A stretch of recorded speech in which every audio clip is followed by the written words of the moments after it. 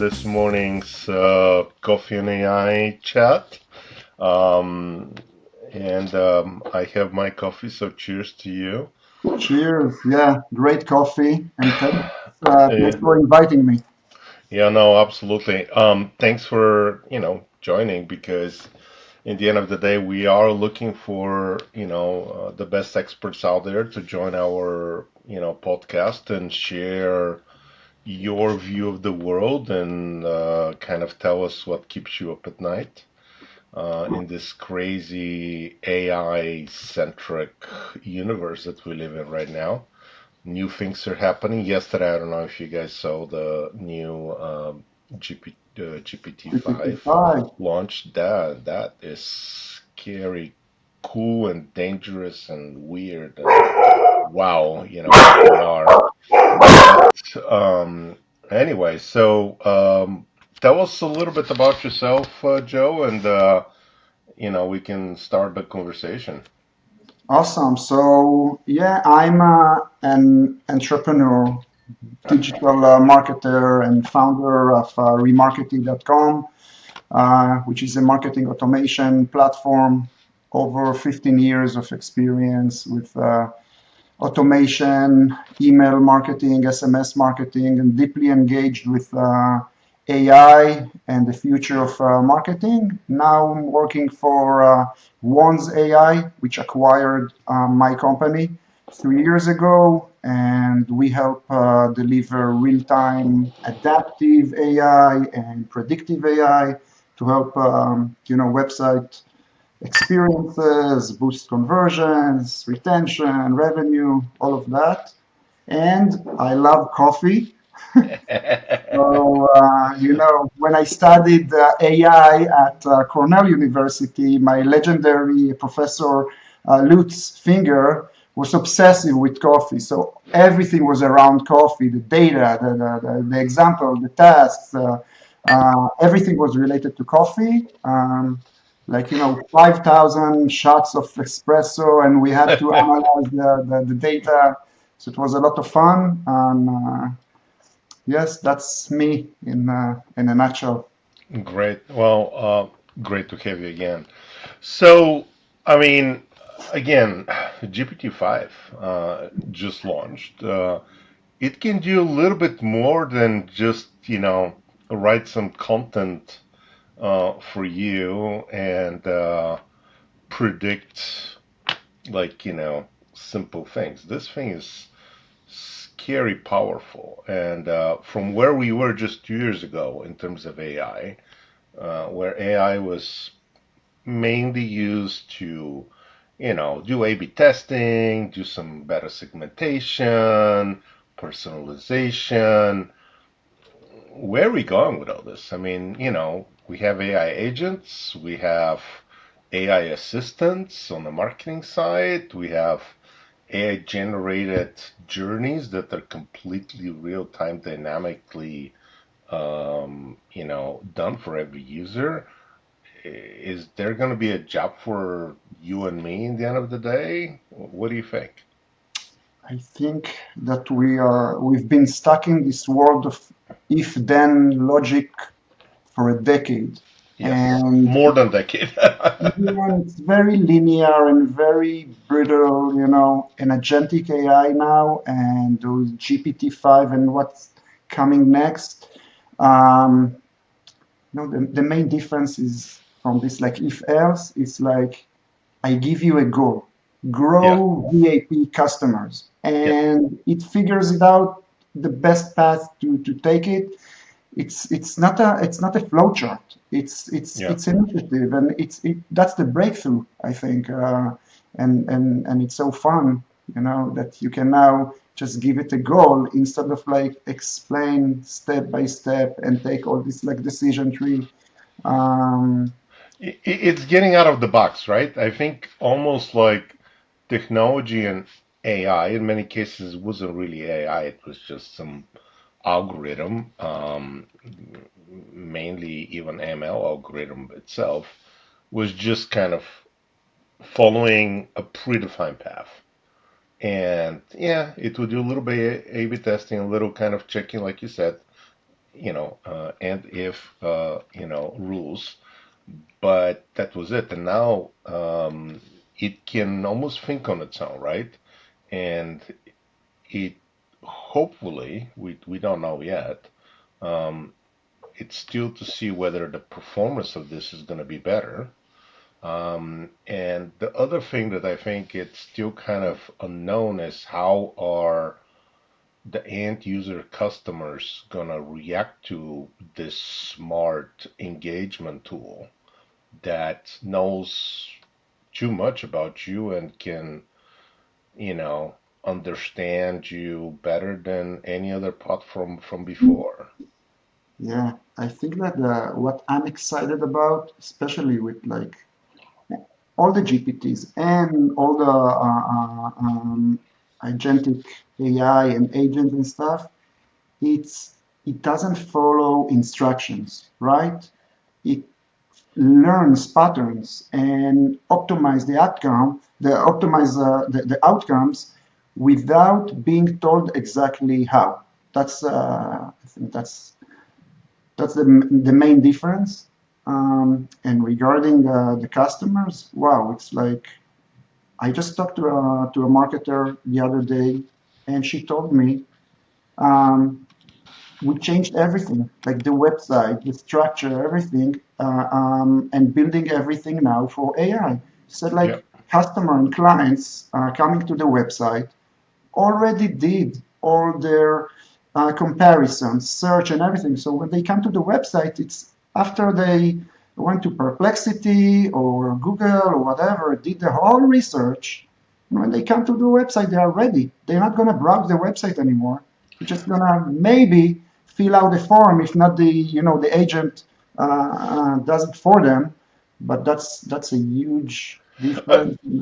I And it's mean, here already. It's not if coming in the future. We already seeing it. Like so this is an interesting point here. I actually think that we will see a huge shift in how website even fulfill any kind of space in the future. Do you need the big website for this segment of users? Are they really gonna even come to the website that we've known for 30 years now?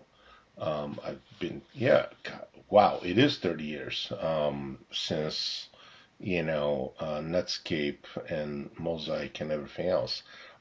But now the agent or whatever search you're doing, it will find a product, look at reviews or services for whatever it is that you are looking for, shorten this list to top 3 or 5. Actually, I just did the SWAS night yesterday looking for microwave because our microwave got possessed and started going by itself. When you open the door and the thing starts going. I'm like, whoa. Anyway, so I asked the AI to find me something, and it found me and gave me recommendations, and I went to the store in this case because I didn't want it to wait, and we wanted to have something to warm up coffee. That's the only thing that I really needed to warm up my wife's coffee every morning. But anyway, they even checked the sizes that I was looking for, the reviews, told me that they have that in a local Best Buy, and I just went and picked it up. I think, Literally the fastest way in and out of a store ever, in my case. by the way, I think like SEO is dead. Oh, Doesn't have any more meaning.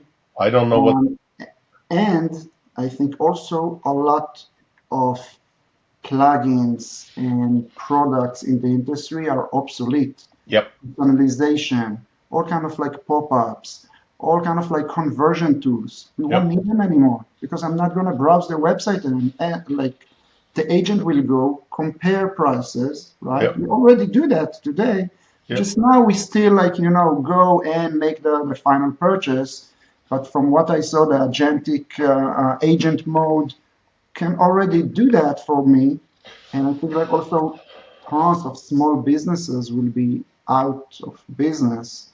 and Amazon, Target, the big boxes will win again, and like you said, rich getting richer, right? It's I mean, this is also true, and it's not just what is going to happen with the websites, but like you said, what's going to happen with those businesses? Because um, I mean, I do still think that certain brands will have their websites, certain brands will have their agents, but I was looking, for example, to buy some new running shoes.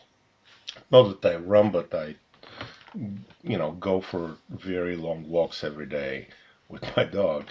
And I could not find the right shoes just on Amazon. So I downloaded again the Nike app and went through it. The Hoka actually app was way more powerful, but my shoe size and everything was kind of weird. But I do think that brands will still have, well, they're probably going to have to change their model. And if they want to keep control, they may limit what you can find and what is released on Amazon and other retailers if they want to control themselves. Otherwise, there's just no reason to really if it's a have a yes, commodity like yeah, standard products, yeah, like why would I buy anywhere else if I know that I can get it from Amazon, free return, free shipping, next day, da da da. yeah. So again, it gives them more power. It will be easier to buy with the big. Why would I care where I get this product from? I just like it will be maybe only the price and the reviews or something like that. And I, again, you won't I, even read the reviews. I don't care. I ask the agent just find the one with the best reviews and get it yes, from me. Like yeah, that's it. yeah. And then I don't care, and it will be just a price war, whatever. But I don't see where small businesses can win unless it's a niche, a specific product, or like you said, like a Yes. specific brand that I need to go and buy there. And maybe I want to see and compare. Maybe I'm not even sure. Maybe with fashion, styles, things like that. But again, the AI will learn and will adapt and will know exactly what I love, which colors, which styles, and just get me. I've seen Scary. I've seen places where again if they don't carry specific product, for example, Amazon does not carry Birkenstocks. And I bought some knockoff that looked like Birkenstocks. Big mistake. I'm sending it back. I went to the Birkenstock store. They don't have actually my size there. I have to order it. They said it may take a while, and I'm like, I need it in a week. I'm like, nah, good luck. Come back after your trip.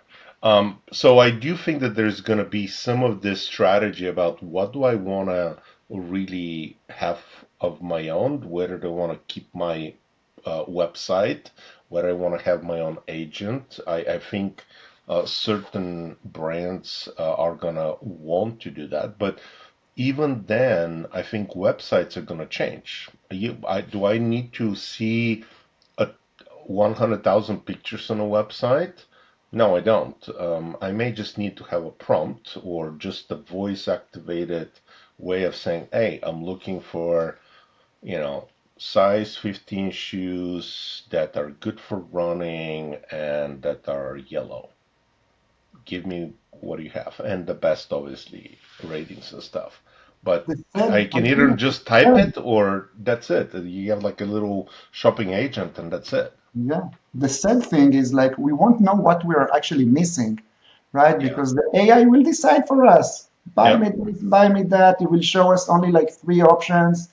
And then we need to think, are these three options really the best options? Or maybe Yes. it's like the marketing strategies, like who pays to get like higher ranked, like, Google ads and optimization, like who decide like the AI will actually show me the best three products? Yeah. Someone probably pay more to show me these products.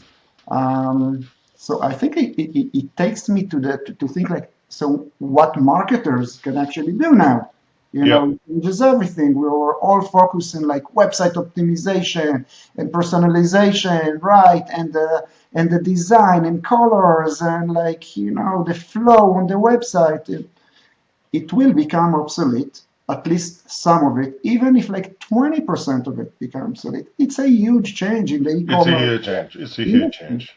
And, That so it will take time. We are in a transition period, but I still think like marketers can still do and use AI in like many different ways, and not necessarily on the website, but also on the just day-to-day job. Right now, I ask my AI, if it's ChatGPT or Google or any other, summarize what my competitors are doing, summarize what my competitors are doing on LinkedIn, sorry, and just come back with some suggested talking points for my next meeting.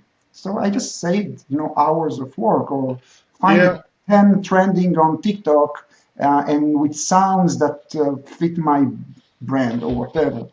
So I still think that marketers, can use AI for the day-to-day job, not necessarily to do the marketing execution, but for their, uh, daily work, meetings, prepare my slide for my next Monday meeting. And just, but do you think that, like, again, so we're looking at this from marketing standpoint, um, and I agree with you. But then the sales manager is going to have his AI. The finance manager is going to have their AI.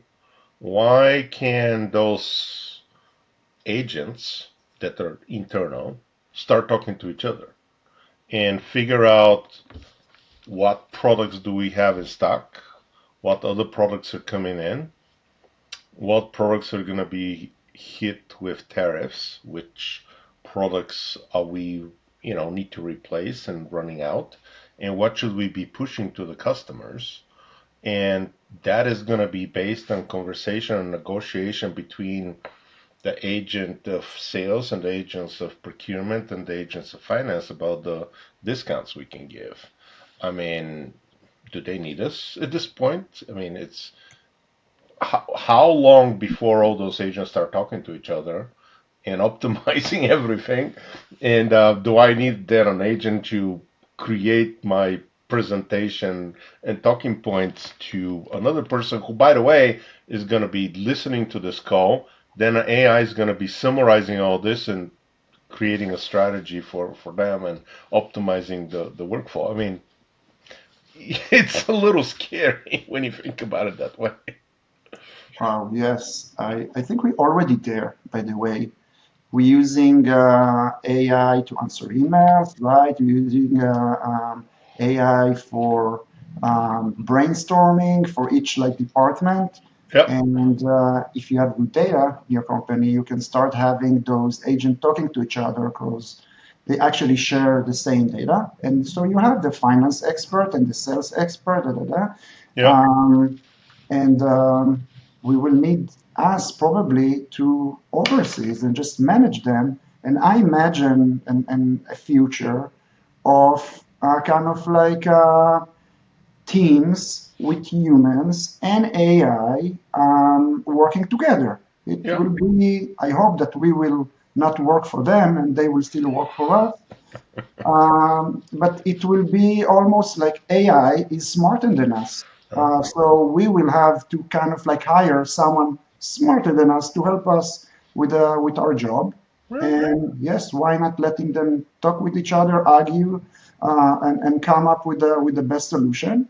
Um, we will need to tune it. So yes, less employees, I think, um, for specific jobs, more employees probably for other stuff, just to manage agents, to manage other things. But it was But if always, in history, we hope that technology will, get us work, less and less hours, da da da. The history teach us that it never happened, and we just work harder and more hours, and we will work for the AI. Um, but yeah, But it's but if you definitely if you think going about it to. this way, right? And based on some of the new studies that are coming out, AI is now smarter and more accurate than some doctors, because it can analyze a lot more data faster and learn better little detail patterns that we may miss. I mean, again, are we really going to be overseeing what the AI is thinking and doing because we're smarter, or is just our experiences? We have better experience. I mean, where do you draw the line? And I don't know where that is, but I hope that we have our jobs for a little longer, and Definitely we can. smarter than us, by the way. And I think it's like for marketers and for all of us, we need a transparency because Yeah, it is faster. The logic is so complex and complicated, we can't even comprehend. yep, So for me, many times when I work with AI, it gives me some recommendation. Always, I ask to explain, recommend one to three, and explain your logic in simple words. yep, yep. So transparency, once we understand, because I think marketers hate like this black box and they don't understand what's going on. They want to understand why, even if it's like, one line or some kind of like logic explanations. Yep. We already saw, those like, experiments when two agents or two AI start talk to each other, right? And immediately they switch to their own language, and blah, Language. blah, blah, and everything happens so quickly that we can't even like follow. So we need Mon to Dieu. lower, kind of to lower the intelligence to our level of understanding and explain us what's going on. And like you say, doctors, but it's any industry, any type, any topic, they It already is. know probably more than 99% of us. Yes, there are those geniuses that, write the AI and, are like Einsteins of the world. But for most of us, AI just better The, in any the, way you can imagine. the thing is that all their knowledge and everything that they know and reason with is based on a human knowledge and human work.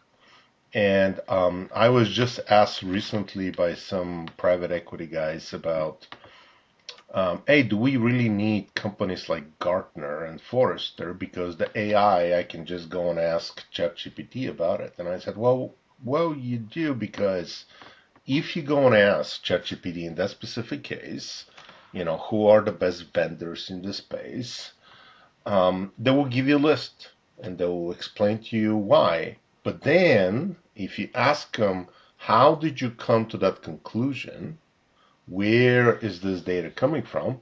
They're like, oh, it's from the Gartner reports, from the Mhm. Magic Quadrant, from the Wave, it's from the user reviews. I'm like, well, wait a minute. So how can you replace Gartner if with an AI if no one The else is AI actually doing learn. the actual research and the work of due diligence of one product versus another, in doing interviews with the customers or looking the reviews of the customers, and following and checking what the demo is and the data about financial stability and the risks that you have versus another vendor. And because, vendors still don't provide just an API for all that, which maybe in the future they will, you need those humans. And this is my hope is that, again, we are still adding value that maybe AI can then, assimilate and explain better to others. But I'm hope this for a little bit longer, but I don't know for how long before they can analyze, and from a whole bunch of other ways, financial data and everything else, how is one company versus one product doing on their own. Maybe they will have a way if they start talking to each other and, gathering information behind our backs that we don't understand. and analyzing a lot of other things that we don't understand. They will know a lot more about vendors that Gartner and Forrester do, but we'll see how that's going to go. I think it's very easy to fall into that trap because, as humans, we we we are very vulnerable to to style and tones. To if the AI really speaks, in a this like tone of they know what, and they're really good in like writing stuff in a Yes. very convincing way. So for us, for humans, it's very easy to fall into that traps. They're like just take it for granted. But LLMs, as we know how they actually were, they're trained on data, and that's Yep. it. So they Yep. can right? They can write stuff. They can even sounds creative and sounds like they actually think and go and show it, da da da. But at the end of the day, they just trained on data. They don't invent anything new. No. But for most of people, like I said, it's more than what we need. Like Correct. Correct. so, and it helps us, to research the deep research, create reports, analyze stuff, and replace us in those like repetitive jobs. We are lazy, right? We are greedy and lazy. And I think like all these like automations in the past, and now AI was born from this like laziness nature of us in a good way, by the way. In a I good way. love lazy employees. I think they Yep. are the best, right? They They're the smartest way. Yeah, they're the smartest and they guy will too. always find the fastest way and the smartest way just to finish the task in a good way. So it might sound, weird, but I'm lazy too. Yeah, I just want to finish my job quickly and, and drink my coffee, right? So I'm I trying to optimize and do everything like faster and better. Um, so Yeah, yeah, I mean, speaking of laziness, right? The first webcams were designed by lazy software developers to monitor whether the coffee maker was out of coffee. And so if you kind of think about that kind of, and this is like one of the first, I think, Apple webcams ever made. So if you kind of think about that, yes, smart ideas and cool ideas come from lazy people. I am actually working on my own little kind of lazy thing. I have a travel van, and I am constantly worried because my van is super high sprinter that I'm gonna hit something as I drive. So I installed a laser on top of it that sends a green laser wow, so I can see kind of the height. And this is wow. prototype number two. This is like a little laser inside that you Oh my attach on a fast God. point. So this is my prototype two. This is my 12 to 5 volt changer, and this is kind of going to be like the little um, push button that comes in. My first one is a 110-volt system, and so you have to go through inverters and converters and get like new cables. But I'm building my second one, and I got my cable to build Oh the my God. prototype number two. I may even put this on the market afterwards because you don't want to hit your van or your AC on top of your van that costs thousands of dollars on your trip somewhere because you're going for your fast food stop at some freeway. So Yeah. being lazy. Otherwise, you have to go and look Being and lazy, if stop you and think about it, even like the first remote control, right? The microwave, email, Zapier, yes, Google, all born from, yes, from the yes, desire to stop doing repetitive and yeah, annoying stuff. And I think like agentic AI is the same idea, but yep, on steroids, right? It's for people who say, why should I do this task again when the yep, system can learn and do it better than me? Not even like faster, just do it better and never forget. yep. It's so I obvious that I've got addicted to actually talking to my AI. I call him Buddy, even though it has women's voice, Australian women's voice. In my case, I don't know why, but I have these conversations. But I do try to once in a while try to correct it and say, stop with the flattering, be real with me, be honest, give me good feedback. So you need to train it to be not just very not accepting everything I say as being the truth, and argue with me if you see that something I said doesn't make any sense. So we've had this long conversations just to try to set it to the path of where I want it to be, so I have meaningful conversation, not just like, oh, that sounds great, I love that idea.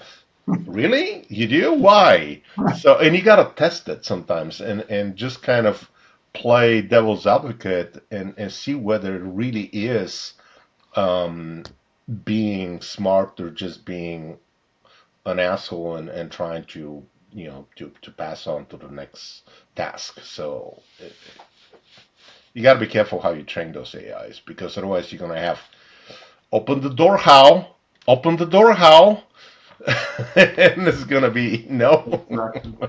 But that's what I think that's the change in the role I think of the marketer, right? Yes. Instead of like an executor who's doing stuff, they will become strategists. They will become like kind of like QA lead. Yep. And we said that I think like in the beginning that I believe that AI will not replace the marketers, but marketers that are using AI will Yes. replace those who don't.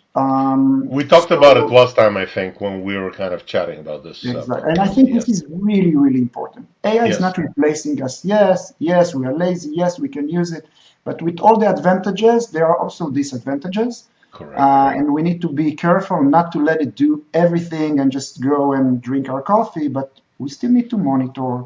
We still need to make sure that it has the right data, Yep. because again, with like wrong data, you just put more chaos into that. Um, as from what I hear from different teams, the biggest challenge now is the data privacy, stuff like that. And they're not afraid that the AI is replacing them. They just think about better ways how to use the AI, which module to use, how to use it better, to get advantage over their competitors. So yeah, I think like data But is important and monitoring is still important, and like there's still like many things that we need to do, and it's not replacing us you yet. you said something earlier, Joe, about SEO is dead, right? So if you kind of think about this a little bit more and the impact of how websites are being used, not needed, does the job of the marketer now becomes even more important? Because essentially what we're saying, what we're seeing is that the traditional online advertising needs to completely shift, or it may disappear in a way it was done before. Because how many are actually going to Google and clicking on that supported links anymore? You just go to Gemini or to ChatGPT and you have that conversation with them. And so that business will go down. Website traffic will go down. It will go towards agents talking to other agents, or talking to a human only, you talking to an agent. Um, by the way, Gartner did say in a report at the beginning of the year or last year that they're saying or predicting that traffic of engagement is going to go down by 30% in the next 2 years. I think it's going to be more. But now the marketer is going to have to think about not just engagement, but also personalized advertising, so to speak. And I think the entire user journey is going to be completely needs to be rethought what that user journey is. And how do you not just acquire people, but how do you keep them um, loyal and engaged? And I mean, yeah, this whole thing is changing, and I think YoPro's big announcement that they're getting out of email and SMS the other day is a perfect example that they're like, oh shit, this whole thing is changing. We need to change our motto and our business if we want to stay in business. Maybe they're seeing things that we're not seeing. I think that it's very hard to predict who will be the winners, um, and I don't think the winners will be the ones with the most, I think, like data or strategies, but those who knows how to use a better AI and how to predict what's the next move, for example, of OpenAI or Google in how they are going to use their AI to search or to deliver the results. Yeah. Um, I even take myself as an example, even though I hate to take, myself as an example, but I don't search Google anymore. I use I got other it. tools.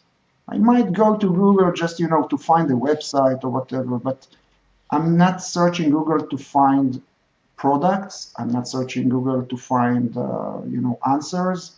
If I want that, I go directly to my favorite AI, if it's Claude or Yeah. ChatGPT. Um, so I think it's a huge challenge for marketers uh, to understand how they're gonna market their brands. Like I said in the beginning, many of the things that we are just used to focus on the website and the product Yeah. are not relevant anymore Yeah. because less people, less traffic, less people are coming to your website. So maybe like develop the MCP, other protocols and ways to allow other agents to find you, talk to you, and be better giving the results that the AI is searching for. Um, Definitely changing the website and the way it structures and the way it's written. Nobody is going now and read your blog post anymore and searching and find articles. But They it's go not to just the websites. It's not just the websites. Facebook. I don't spend that much time on Facebook. My friends, I don't see them posting that much. My feed is when I go on it, it's wow, constantly with some think about it.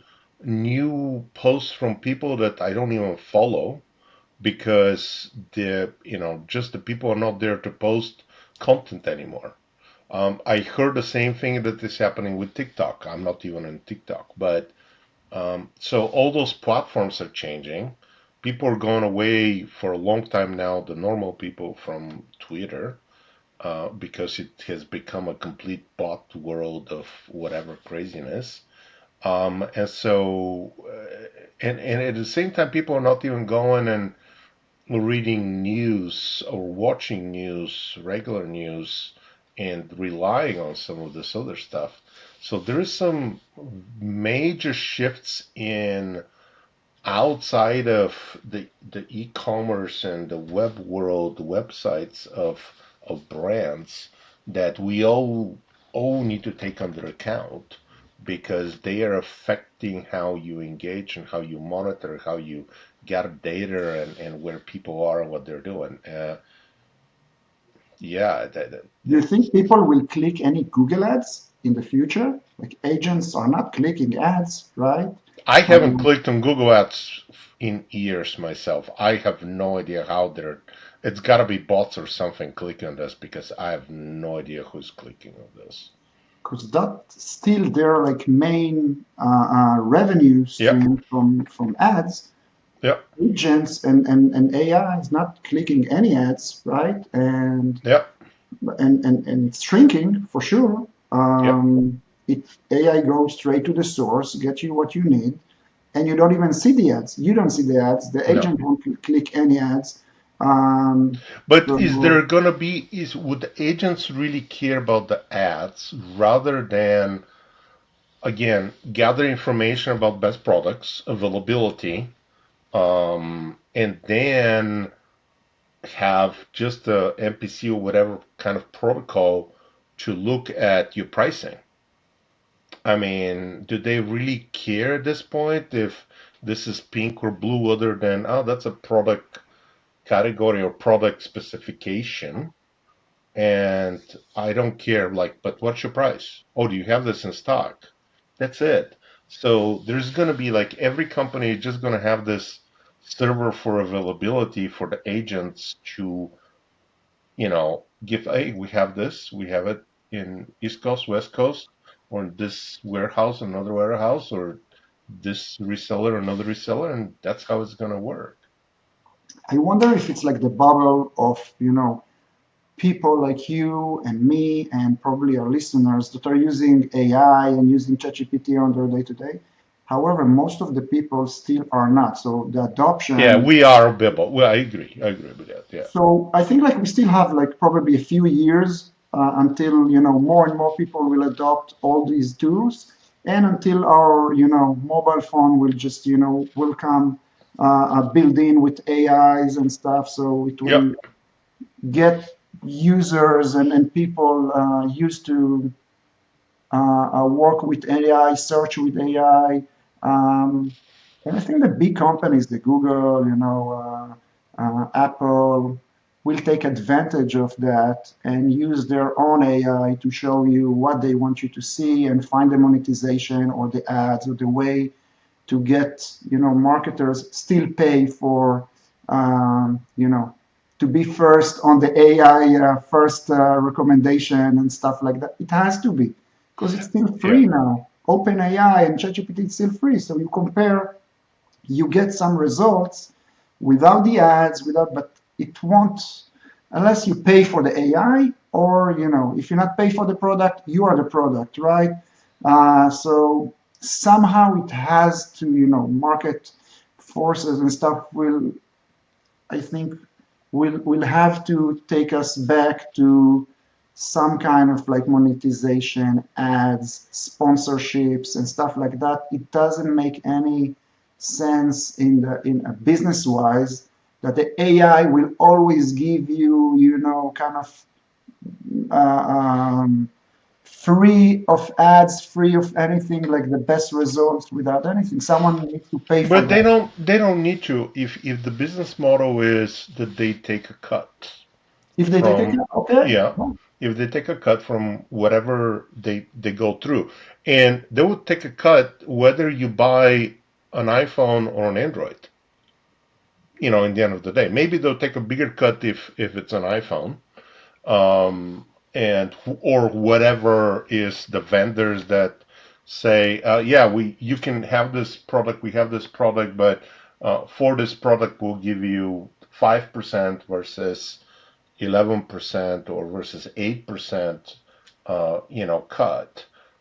That's all you need to do. So the whole pricing is going to change. Advertising is going. That's basically the new advertising that is going to happen, and not just showing you the names. Like right now, if you're ChatGPT and you ask it, it will just give you the names of the products, right? And maybe it will give you links if you ask for the links, or it will ask you, hey, do you want the links or more details? Maybe it's just at this point it's going to start showing you a video of the products and pictures of the products and link to what a podcaster or some user review that somebody said about of this product. So, but that's going to be kind of the main channel. And you're right. Maybe it's on iPhone, maybe it's on your watch and it's just talking to you, or some kind of pin that you are carrying with you, or your smart glasses that you have. I mean, I don't know. It's like the smart glasses are definitely a thing to do, as unless you go in somewhere and you get kicked out, which I've got kicked out of a few places with the old Google Glass back in the day. So people were like, "Oh, you can't come in with this." I'm like, "Okay." By the way, But videos and images, I still missing like videos and images in the chat GPT. It's still like very textural, right? yes, it is very text, but it is gonna take even more power. Can you imagine now if all those data centers, the way they're using data, water, and GPU, this is gonna get Wow. even crazier to deliver all that. It's not really thinking power, but it's still now they have to have data centers so linking to this data and delivering it in a model that it can work for you. But yeah, that's it's interesting where this is going to go with the whole agent thing, and I'm looking forward to it. Actually, I don't mind doing it. Super exciting. I think like we live in like in the heart of this like agentic revolution. Yep. Every day we see new models and new tools and new ideas of how marketers and people use these tools. Uh, Um, what do you think, Joe? About I mean, again, ChatGPT 5. You can build an app by just saying, build me an app, and it can build an app. Is the whole world of apps going to collapse now? Because anybody can build an app that does whatever you want or copy another app. I mean, how is do we are we going to need apps in 5 years, or everything will be this interface that does whatever you want and creates it on the fly or mimics something and gives yeah. you the information. I answer that in like I think like two or three stages. First, now apps like Lovable, Base 44, Replit, you maybe not every person, but if you understand a little bit product, if you're a Yep. product manager, you can build an app, at least like simple app, not maybe enterprise grade, in 2 days, Yep. in hours, like Yep. and with database and with AI, with like design UI, and my brain was blown away Yep. how fast and how good these apps are being built. And I think like in the future, the next stage, these apps will be actually built on the fly. So Exactly. on your I think so. phone, Yes. instead of Yes. like download an app, you say like, build me an app that does do this and that. Instead of like downloading and buy an app, you would just build your own app in like 2 seconds, and will be able to change, add, and this will But change but everything. is it the whole concept of an app becomes more of a interface to do a task, To do right? it. And it's so about the data behind it. And so now I think this is why the CDPs are going to be even more important. Or it's not just going to be CDPs. I think we need now, not customer data platforms. We're going to need product data platforms that are going to be then talking to all the AIs and exchanges of information.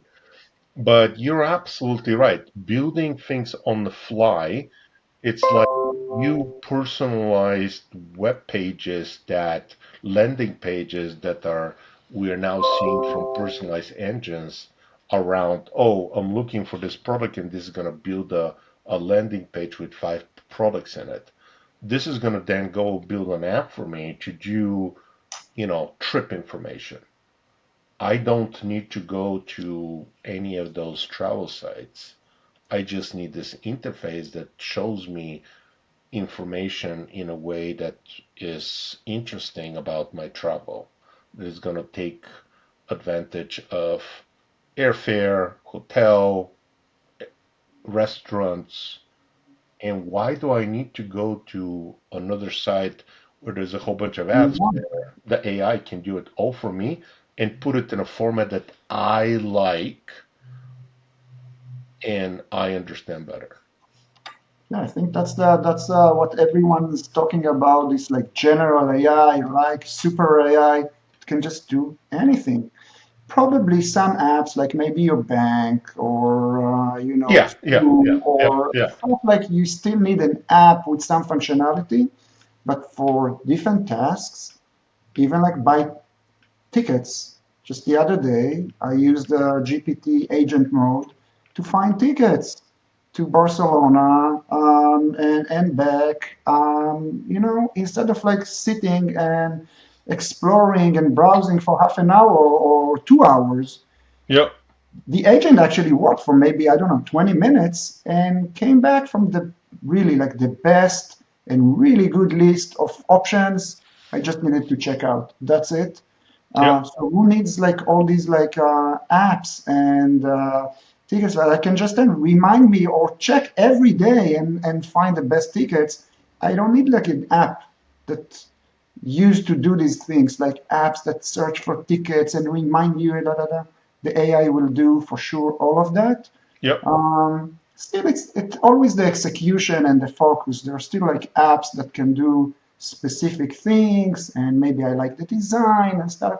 But apps will be built, I think, like on the fly Yeah. for our personal needs, like you say, like with my personal preferences. And but again, it's I really don't think we're gonna call it apps. To be honest with you, we need to yeah. start. We need to come up with a different, slogan because it's not gonna be an app that you're gonna go and relaunch over and over. It's gonna be a landing, you know, not even a page or whatever. It's gonna be that an agent. It's gonna be an agent app, maybe, right? An agent app Mhm. that is being built on the fly that does this one thing, and then you're gonna say, you know what, save that for the future. That was really cool, or change this and add more information about, availability on those flights. And I don't want to go to fly to Charles de Gaulle. No way. Merci beaucoup. But it's especially. Can you imagine flying through Charles de Gaulle in the summer or through Rome in the middle of June 15? Do we want to go through Rome? I don't think so. Find me another Maybe route. for the coffee. For the coffee, Yeah, yeah, maybe I for the coffee, really but any day. niente. It's Joe, this has been an amazing conversation. Thank you. I want to be mindful of our time, and I also have other things going. But uh, thank you for joining. I really appreciate it. This was a very cool conversation. I hope that other people find it inspiring and insightful. And hopefully we can do, a coffee in person next time. And thanks again. Really appreciate your time and your thoughts. Yeah, thank you again for inviting me. It was very fun, exciting, and I learned a lot. And we just need to stay tuned and see what's coming next because it's going to be very, very interesting and can't wait. I think we should do this in 3 months again and see what happened in 3 months Oh because man, things are moving so fast that it's scary. It's scary. So 6 months will be too long. We what about next week? yeah, maybe. You know what? I don't mind if we can do like even shorter things and talk about what happened the last month and what's gonna maybe happen the next 1 month. And no one knows what will happen going forward with everything, with the speed of change with AI. But Yeah. maybe you ask AI, hey, what do you think is gonna happen? And if you ask the right questions the right way, maybe we'll find some insights that they don't want, other people don't know. You gotta try it. I 100% agree. For sure, we're gonna look at these like static workflows in a way that we look at facts and printed catalogs. My Uh, funny you say that, but my first presentation for a VC at Kleiner Perkins in '93 that I made was actually on a big thing of drawing paper. And I had cut pieces from different catalogs to show how an e-commerce website, which we call now an e-commerce website, should look like, and how I you can miss use the these times. internet to do I'll tell commerce. you, I'll tell you the truth. I really miss these times. It was fun, creative. It was. It has the juice. It has the soul. Now we are Yeah, yeah, kind of yeah. like lost, and it's colder. Make me a presentation for go to market for this product. 2 seconds later, I have 20 slides and in ChatGPT, and I can just import it or download the file and upload it. Scary, scary.